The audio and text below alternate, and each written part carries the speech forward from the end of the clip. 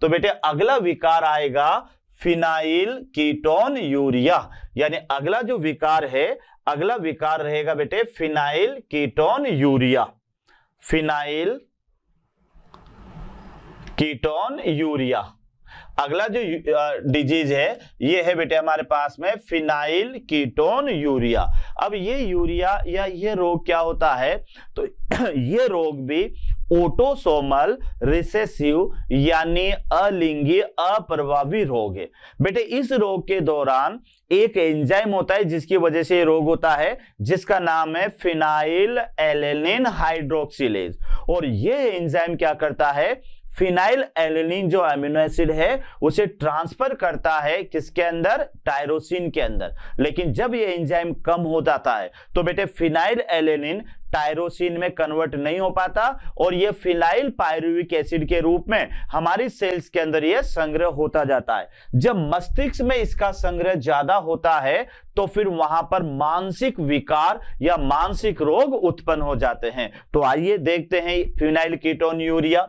तो इसका पहला बिंदु आपको याद रखना है कि यह भी एक प्रकार का ऑटोसोमल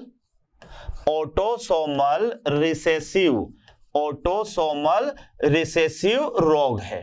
यानी बेटे कौन सा, अलिंगी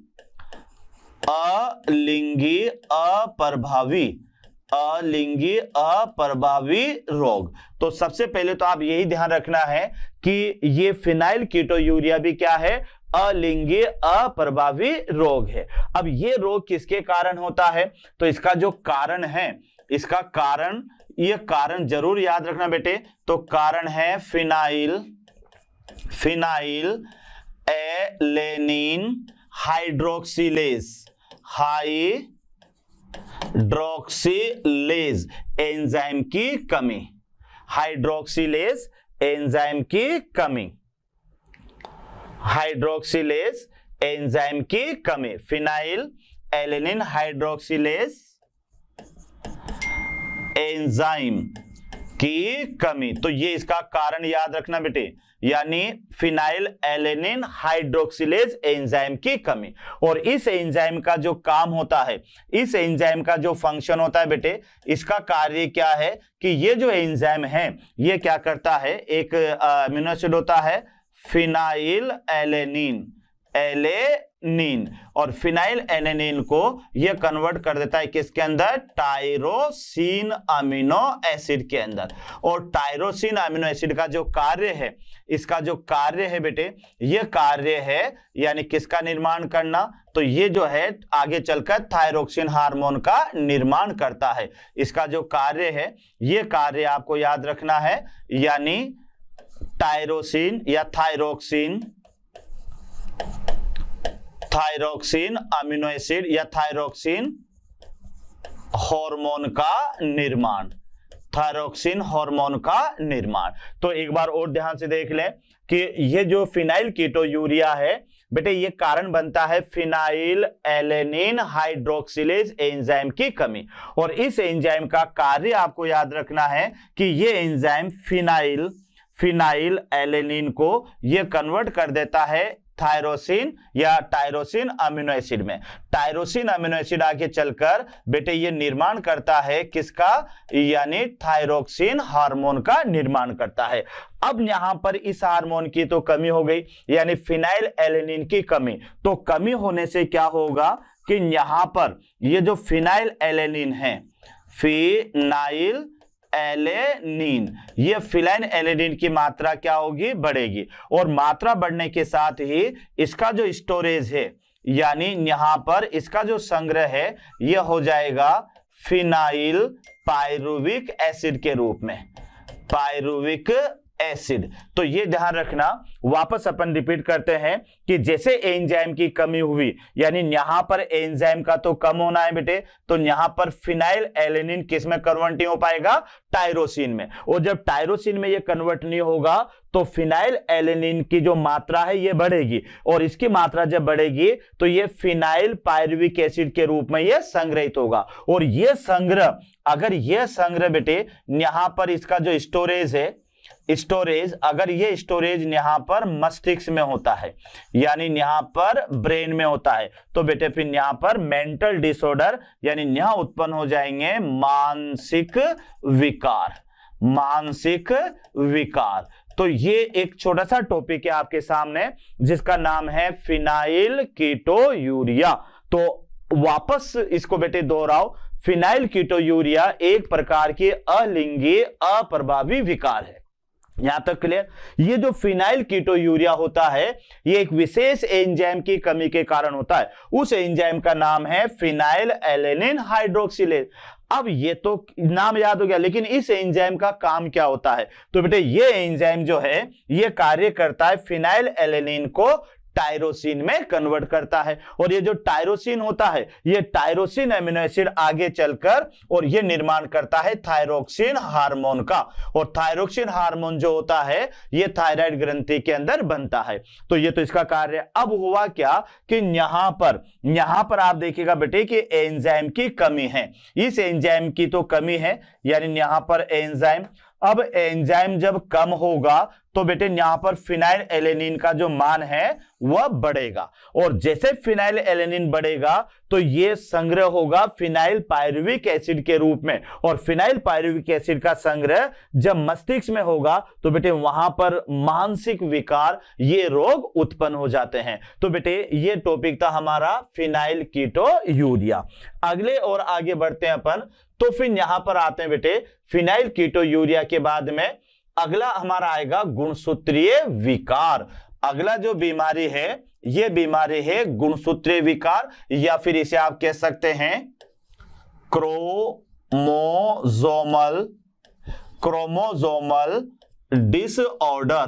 डिसऑर्डर, यानी इन्हें आप गुणसूत्रीय विकार कहेंगे।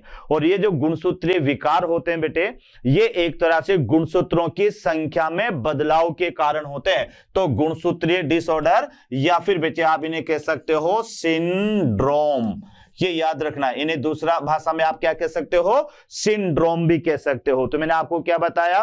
गुणसूत्रीय विकार, और ये विकार गुणसूत्रों की संख्या में बदलाव के कारण आएंगे बेटे। और अगर आपको पुराना टॉपिक याद हो तो गुणसूत्रों की संख्या में बदलाव दो तरह से आ सकते हैं, एक तो असुगुणिता के कारण या सुगुणिता के कारण। अब यहां अपन देखेंगे तीन मानसिक विकार या गुणसूत्रीय विकार बेटे आपके सिलेबस में दे रखा है। तो पहला गुणसूत्रीय विकार यहां पर अपन लेंगे, और पहला गुणसूत्रीय विकार होगा टर्नर सिंड्रोम। टर्नर सिंड्रोम, पहला गुणसूत्रीय विकार होगा टर्नर सिंड्रोम। अब ये टर्नर सिंड्रोम क्या है? तो बेटे सबसे पहला तो इसका कारण क्या है? टर्नर सिंड्रोम, और इसको खोजा किसने? यानी डिस्कवर्ड बाय, याद रखना बेटे टर्नर एक वैज्ञानिक है, उसी ने इनको खोजा, तो इसको टर्नर सिंड्रोम भी कहा जाता है। इसका कारण याद रखना, इसका कारण है बेटे एक्स के रूप में ट्राइसोमी, एक्स के रूप में मोनोसोमी, एक्स के रूप में मोनोसोमी। तो इसका फॉर्मूला क्या बनेगा? यानी 2n-1। अब ये 1 किस रूप में रहेगा बेटे? ये x के रूप में रहेगा, और ये रहेगा यहां पर 45। क्लियर? अब ये जो रोग होता है ये मुख्यतः पाया जाता है महिला में उपस्थित। तो ये याद रखना, मुख्यतः महिला में उपस्थित। तो ये जो रोग होगा बेटे ये महिला में पाया जाएगा। तो महिला का जीनोटाइप कैसे बनेगा कि 44 प्लस x और x, तो ये तो यहां पर क्या होगा? ये 2n। अब यहां पर -1 आएगा और ये x के रूप में, तो यहां बन जाएगा 44 प्लस x इक्वल टू 45। तो ये आप देख लें कि ये जो कारण, ये टर्नर सिंड्रोम है, इसका मेन कारण क्या है? एक्स के रूप में बेटे मोनोसोमी। तो मोनोसोमी का माने होता है कमी, तो ये कमी किस रूप में होगी? एक्स के रूप में होगी। तो फॉर्मूला बनेगा 2n-1 x बराबर 45। अब ये जो रोग है टर्नर सिंड्रोम, ये मुख्यतः बेटे महिला में देखने को मिलता है। तो महिला का जीनोटाइप क्या आ रहा है? 44 प्लस XX -1 और x। तो यहां आप जाएंगे तो ये बनेगा महिला के अंदर अंदर 44 प्लस x इक्वल टू 45। अब इसके सिम्टम्स देखते हैं कि इस महिला में कौन से लक्षण उत्पन्न होते हैं। तो यहां आप देखिएगा इसके लक्षण। तो इसके लक्षण अगर आप देखेंगे बेटे, तो पहला लक्षण तो होगा कि इस महिला में, यानी महिला के अंदर या महिला में बार बॉडी नहीं पाई जाएगी। महिला में बार बॉडी क्या होगी, यानी अनुपस्थित होगी। तो आप देख लें, क्योंकि महिला में क्या है 44 प्लस x, एक ही x बचा है बेटे, और बार बॉडी का फॉर्मूला होता है यानी टोटल नंबर ऑफ x गुणसूत्र -1, और जितने बचते हैं वह जो है क्या कहते हैं, बार बॉडी होती है। तो यहां पर महिला के अंदर बार बॉडी अनुपस्थित होगी। ये जो महिला होगी बेटे, यहां पर ये महिला कैसी होगी, तो ये महिला एक तो छोटी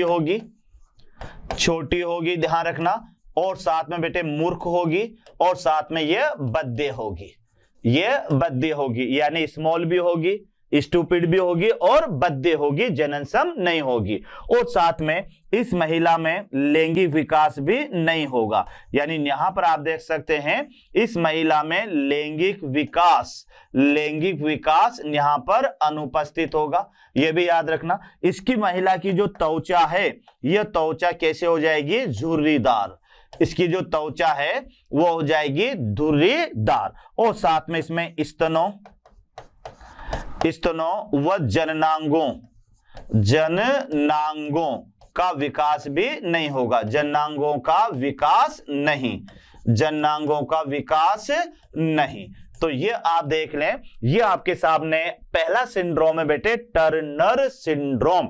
तो दो कारण याद रखना, एक तो कारण और दूसरा लक्षण। तो टर्नर सिंड्रोम का जो कारण है, ये कारण तो है बेटे x के रूप में मोनोसोमी। तो फॉर्मूला बनेगा 2n-1x बराबर 45, यानी एक गुणसूत्र कम होगा वह x के रूप में कम होगा। और ये बीमारी जो देखने को मिलती है बेटे, ये बीमारी मुख्यतः महिला में मिलती है। तो फिर महिला का जीनोटाइप क्या होगा, 44 प्लस x है। ये तो सामान्य जीनोटाइप है। अब आपको क्या करना है, आपको एक गुणसूत्र यहां से कम करना है। तो एक गुणसूत्र कम करोगे x के रूप में। तो महिला में पहले कितने x है, 2x है, तो एक x कम करोगे तो यहां हो जाएगा 44 प्लस x। क्लियर।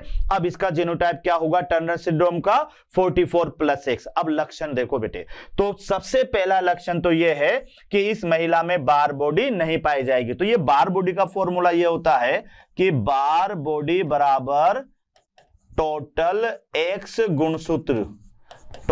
x गुणसूत्र -1। ये बार बॉडी का फॉर्मूला होता है।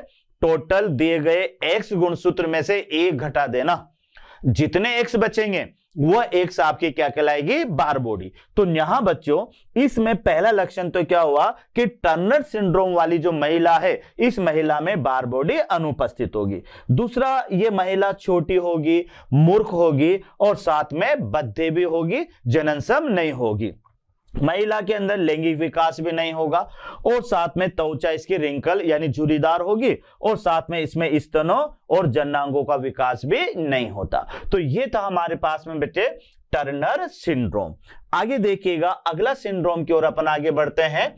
तो अगला सिंड्रोम नंबर 2, यानी दूसरा सिंड्रोम जो होगा, ये होगा बेटे डाउन सिंड्रोम। डाउन सिंड्रोम जिसे आप कह सकते हो यानी मंगोलियाई मूर्ख। तो ध्यान रखना, इसे डाउन सिंड्रोम भी कहते हैं या इसे मंगोलियाई मूर्ख भी कहते हैं। तो बच्चों इसमें वही पहला पॉइंट अपन लेंगे, इसका कारण क्या है, डाउन सिंड्रोम का कारण क्या है। तो कारण आपको याद रखना है, यानी 21वें सेट पर ट्राइसोमी 21वें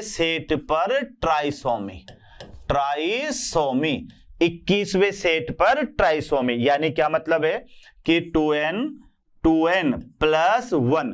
अब ये 1 क्या होगा बेटे, ये x के 1 के रूप में रहेगा यहाँ पर, 2n + 1, लेकिन ये 1 कहां पर होगा, ये 21वें सेट पर होगा, बराबर यहां पर हो जाएगा 47। तो ये फॉर्मूला थोड़ा सा याद रखना कि डाउन सिंड्रोम जो होगा बेटे, ये एक प्रकार का मंगोलियाई मूर्ख इसको कहते हैं, और ये ट्राइसोमी का उदाहरण है। ये ट्राइसोमी आपको कहां पर देखने को मिलेगी, तो 21वां जो सेट है हमारे गुणसूत्रों का, उस 21वें सेट पर एक गुणसूत्र अधिक हो जाता है। तो फिर क्या फॉर्मूला बनेगा कि 2n + 1 = 47।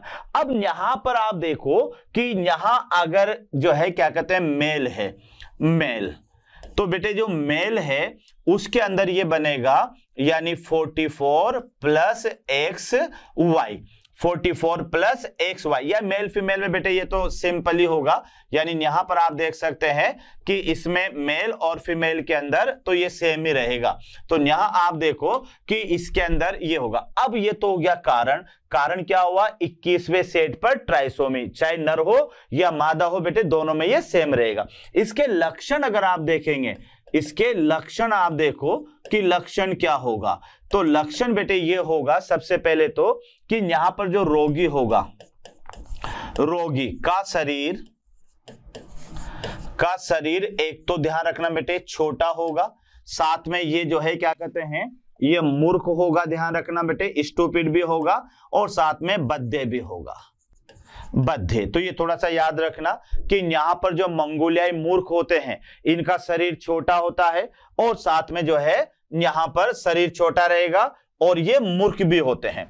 मूर्ख के साथ में आप यहां पर आप देखिएगा कि इनका जो सिर है ये गोल होता है बेटे, मूर्ख, और साथ में आप लिख सकते हैं इसका जो सिर है वह सिर कैसा रहता है, गोल रहता है, और साथ में इसका मुख खुला हुआ रहता है, इसका मुख खुला हुआ रहेगा, मुख खुला हुआ, और होठ मोटे रहेंगे, मुख खुला हुआ, और साथ में याद रख लें होस्ट इसके मोटे रहेंगे। तो क्या क्या लक्षण है, रोगी का शरीर छोटा होगा, रोगी मूर्ख होगा, और साथ में सिर गोल होगा, मुख खुला हुआ होगा, और होस्ट मोटे होंगे, ये ध्यान रखना। उसके अलावा दाढ़ी मूंछ का विकास, इसमें ध्यान रखना बेटे, दाढ़ी और मूंछ का जो विकास है, मूंछ का विकास कम, यानी आप देखो ये इस तरह से आपको नजर आएगा, ये अगर इसमें कुछ मूंछ तो इधर आ जाएगी, कुछ इधर आ जाएगी, और कुछ यहां आ जाएगी, तो इस तरह से बेटे ध्यान रखना, इस तरह से इसमें दाढ़ी मूंछ का विकास भी कैसा रहता है, कम रहता है, और साथ में शारीरिक विकास भी इसका कम ही रहेगा, शारीरिक विकास कम, शारीरिक विकास कम, इसका शारीरिक विकास भी कम होता है। तो ये डाउन सिंड्रोम है जिसे मंगोलियाई मूर्ख कहा जाता है। मूर्ख ऐसे कहा जाता है बेटे कि ये जो सजीव है ये रोगी बड़ा तो हो जाता है, लेकिन ना तो ये जननक्षम होता, ना ही इसका शारीरिक विकास है, और साथ में दाढ़ी मूंछ का विकास भी कम होता है। तो लगता ऐसा है कि बड़ा हो गया, लेकिन अभी पूरा विकास नहीं हुआ है। तो देखो क्या है इसका कारण, तो कारण है 21वें सेट पर ट्राइसोमी, यह तो इसका कारण याद रखना बच्चों। और साथ में इसके जो लक्षण हैं वह रोगी का शरीर छोटा रहेगा, ये जो सिर है बेटे ये गोल रहेगा, इसके जो होंठ होंगे मोटे होंगे, मुख इसका खुला हुआ रहेगा, इसके शारीरिक और मानसिक विकास भी कम होगा, और ऐसे रोगी के अंदर दाढ़ी मूंछ भी बेटे कम विकसित होगी या कम आएगी। तो ये रोग था हमारे पास में, यानी डाउन सिंड्रोम। नेक्स्ट सिंड्रोम जो होगा नंबर 3, और नंबर 3 होगा ये क्लाइनफेल्टर रोग या क्लाइनफेल्टर सिंड्रोम। तो अगला आपको याद रखना है क्लाइनफेल्टर सिंड्रोम। इस सिंड्रोम का जो कारण है, ये कारण आपको याद रखना है, यानी एक्स के रूप में ट्राइसोमी, ये ध्यान रखना बेटे, एक्स के रूप में ट्राइसोमी, और ये मुख्यतः नर के अंदर होता है। तो बेटे नर में क्या बनेगा, यानी 44 + XY, ये तो इसका जीनोटाइप है, प्लस यहां पर याद रखना कि गुणसूत्र जो एक बढ़ेगा वह x के रूप में बढ़ेगा, तो यहां इसका फॉर्मूला बनेगा 44 + x और y, यानी ये यहां पर ये नर है। अब इस नर के अंदर बेटे सिम्टम्स क्या क्या होंगे, तो सिम्टम्स यहां पर आप देख लीजिएगा कि यहाँ जो सिम्टम्स होंगे, यहाँ पर जो सिम्टम्स होंगे वो सिम्टम्स आप यहाँ देखिएगा, यानी इसके अंदर बेटे जो सिम्टम्स होंगे वो सिम्टम्स आप यहाँ पर देखिएगा। इसमें क्या क्या सिम्टम्स होंगे, तो यहाँ सिम्टम्स अपन देखते हैं। तो इस बीमारी के अंदर यानी इसके जो लक्षण होंगे बेटे, इसके जो लक्षण होंगे, लक्षण, तो ये लक्षण क्या क्या होंगे। पहला लक्षण तो ये होगा कि ये जो रोगी है, रोगी, ये रोगी यहाँ पर नर में महिलाओं के जैसे लक्षण दिखाई देंगे, क्योंकि आप देख लीजिएगा कि यहाँ पर कारण तो पता लग गया कि एक्स के रूप में ट्राइसोमी है, और एक्स के रूप में ट्राइसोमी है तो बेटे ये यहाँ पर ये नर है, ये यहाँ पर नर है, तो नर में 44 प्लस एक्स एक्स वाई। तो एक तो लक्षण ध्यान रखना कि यहाँ पर नर में आपको क्या मिलेगी, एक, नर में एक बार बॉडी उपस्थित, बार बॉडी उपस्थित, यानी नर के अंदर एक बार बॉडी एक्स्ट्रा पाई जाएगी क्योंकि एक्स एक्स वाई हो गया।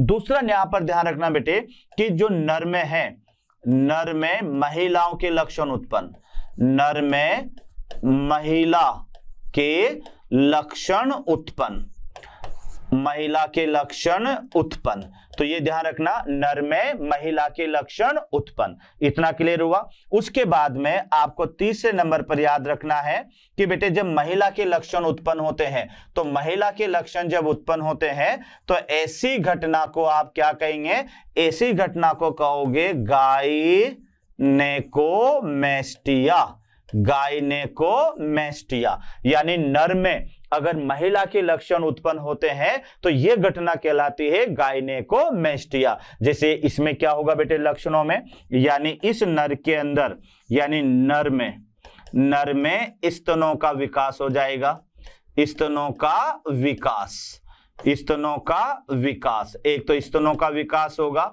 और एक यहां क्या हो जाएगा, आवाज बारीक हो जाएगी, आवाज बारीक, यानी मुन्ना भाई क्या बन जाएगा, मुन्नी बाई बन जाएगा। बेटे ये बात भी करेगा ना, क्या करेगा, हाँ यार क्या हो रहा है। तो यानी इस तरह से बेटे ये जो नर होगा इसमें मादाओं के लक्षण उत्पन्न हो जाएंगे। तो एक बार और आप देख ले, यानी दूसरा सिंड्रोम तो डाउन सिंड्रोम था और तीसरा आ रहा है बेटे क्लाइनफेल्टर सिंड्रोम। तो इसका कारण मैंने क्या बताया, एक्स के रूप में ट्राइसोमी, एक्स के रूप में ट्राइसोमी। और ये जो रोग है ये मुख्यतः नर में मिलेगा, तो नर का जीनोटाइप रहेगा 44 प्लस एक्स वाई प्लस 1, लेकिन 1 जो बढ़ेगा वो किस रूप में बढ़ेगा, एक्स के रूप में बढ़ेगा। तो बेटे एक्स के रूप में जब बढ़ेगा तो 44 प्लस एक्स एक्स वाई ये रहेगा। और यहां पर ये जो नर है, अब इसके अंदर अतिरिक्त क्या आ गया बेटे, अतिरिक्त एक्स गुणसूत्र आ गया। तो जैसे एक्स गुणसूत्र आएगा तो इस नर के अंदर बार बॉडी कितनी हो जाएगी,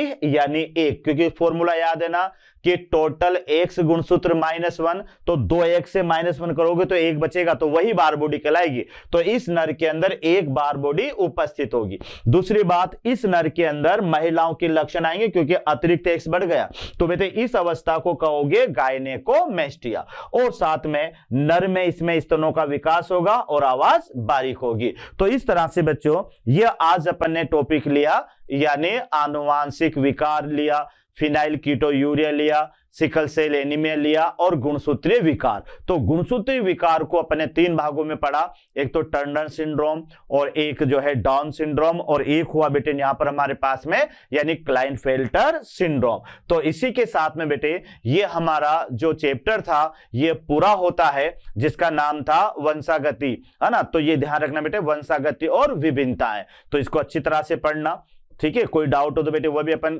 डीपीपी सोल्व करेंगे। और इसी के साथ में आपको मोशन मंच की ओर से एक बार फिर धन्यवाद।